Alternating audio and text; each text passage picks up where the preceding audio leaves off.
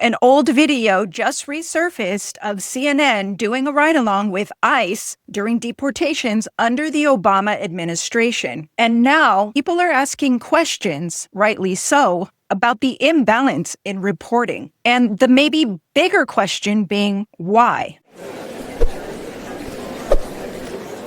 I was on X yesterday and I came across this resurfaced video, and I'm seeing now that it's kind of making a splash online, making everyone ask questions about why the difference in reporting and what the impact of that might be. What matters here is perception, the court of public opinion. What you believe to be true is more important than what actually is true. And right there, right in the middle of that, right in the middle of what you believe to be true versus what is true, is where they get you. This is where influence gets in. And influence matters because it creates what you believe to be true, what you believe to be moral or not moral. But now, before going down that rabbit hole, let me show you the video that I'm talking about. Just before the sun rises in the Windy City, Immigration and Customs Enforcement agents fan out across Chicago to arrest criminals in the U.S. illegally. Tag 1, tag 2, tag 3. CNN was granted exclusive access to witness some of those raids. We got 3 targets this morning.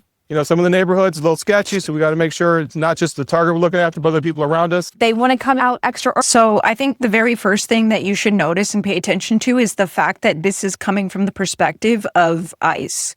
We're immediately allowed to kind of view them as people and see things from their perspective, which is very interesting because we don't see a lot of that in the media now. Like right now, because they want to catch these people before they go to work. That's why it starts so early in the morning. Ready to check? All right, let's roll, guys.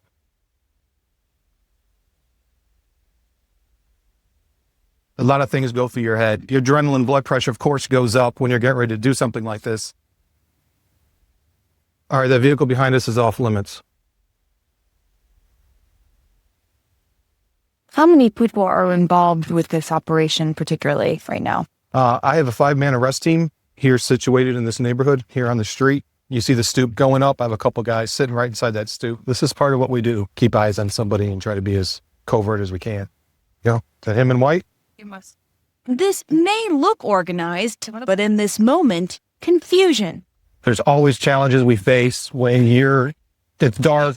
Somebody that looks very similar to.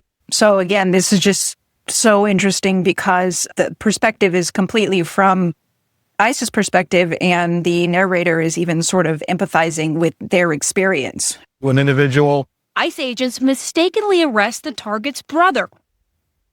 In the process of talking to him in the vehicle, he then said, "Oh, no, I'm actually so-and-so. Who you're looking for is over here, this other address." He led us to that address, and we were able to actually arrest the individual we were looking for. So even in this instance, ICE made a mistake, and it's handled quite well, actually, on CNN. I think there's a lot of empathy given to the fact that they made a mistake, which, again, is something that we don't really see now. In fact, we see a lot of condemnation and amplification of any sort of misstep. For the sake of this video, I'm going to split this up into 3 things. 1, the media environment and how that's changed. 2, sanctuary cities and the role that they're playing. And 3, protesters and agitators. So I went into ChatGPT and I asked it to give me a little bit of a summary and a comparison between Barack Obama and Trump. Under Barack Obama, the U.S. deported millions of people. I think it was 3.1 million, more than any prior administration. That enforcement largely happened through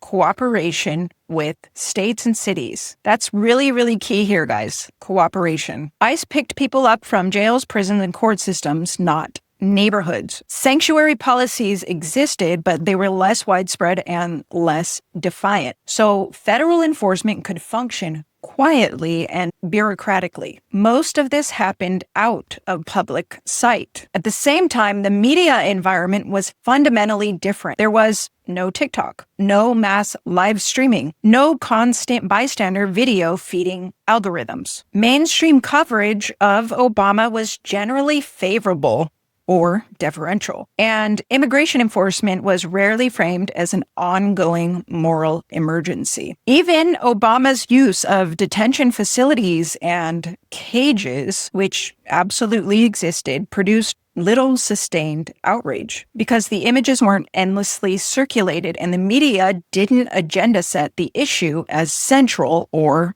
urgent. Under Obama, immigration enforcement was treated as background governance, not a daily spectacle. So now let's compare that to Trump's second term. In Trump's second term, we have far more sanctuary states and cities openly refusing cooperation. From what I understand here, the refusal of cooperation is what is sending ICE into communities because the jails are no longer cooperating with the federal government, which effectively is actually making the communities less safe. ICE leadership, including Tom Homan, explicitly stating that because jails won't cooperate, ICE must go into communities to make arrests. Enforcement that is inherently public, confrontational, and unpredictable. A media ecosystem where every encounter can be filmed, clipped, stitched, and algorithmically amplified within hours. So we don't just have legacy media, we have the rise of social media. But on top of that, we have protesters, agitators showing up and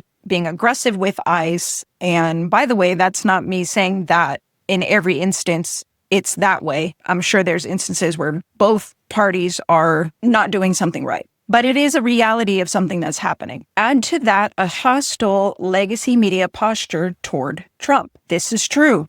The legacy media pretty much always has something negative to say about Trump. Decentralized creators who keep stories alive through reaction loops, again, social media, and algorithms that reward emotion, conflict, and repetition. That's amplification through algorithms. The result is maximum visibility, constant agenda reinforcement, and the perception that immigration enforcement is one of the most important and urgent issues in the country. So this right here, I think, is what it all boils down to, at least most of it, which is perception. So ultimately, it seems the real difference between Obama's administration and Trump's administration is, at least fundamentally, Obama had a sympathetic media ecosystem. Obama had cooperation from sanctuary cities and states. And because of the media environment, he therefore had less visibility. And with less visibility means less people